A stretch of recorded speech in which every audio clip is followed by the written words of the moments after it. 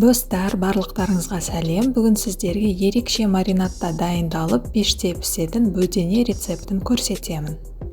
Ең алдымен бөдененің ішін жақсылап тазалап, оны жуып, қағаз сүлгісімен кептіріп аламыз. Одан кейін видеода көрсетілгендей мойнын кесеміз. Ал қазір маринад дайындаймыз. Ол үшін 2 ас қасық соя соусына 1 ас қасық лимон шырынын қосамыз.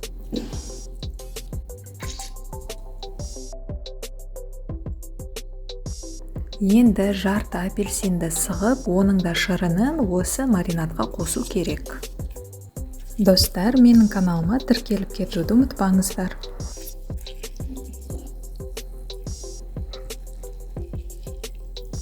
Енді 1 ас қасық бал қосамыз. Егер сіздерде сұйық бал болса, онда соны қосқандарыңыз дұрыс болады. Ал енді 1,5 шай қасық тұз, 2 шай қасық кептіріліп ұнтақталған сарымсақ, 1 шай қасық зімбір мен паприка қосып, барлығын жақсылап 1 келкі болғанша араластырып аламыз.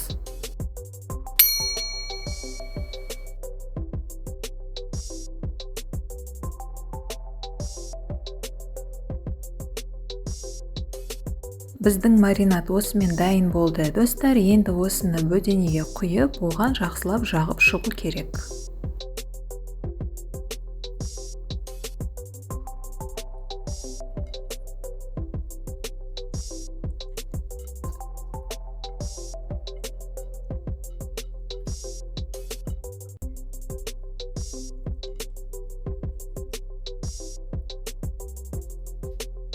Маринадты жағып болғаннан кейін міндетті түрде бөдененің бетін осылай видеода көрсетілгендей пленкамен жауып 30 минутқа маринадталуға қоямыз.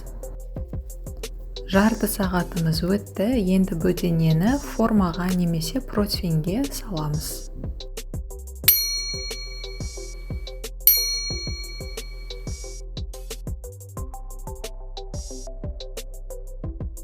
Ал қалған маринадты мінеки осылай бөдененің бетіне жағып шығамыз.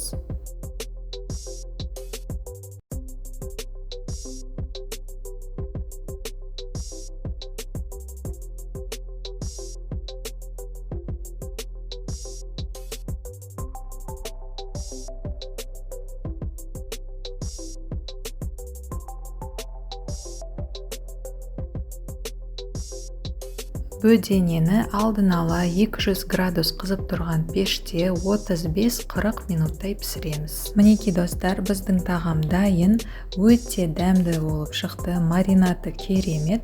Сіздерге дайындап көруге кеңес беремін.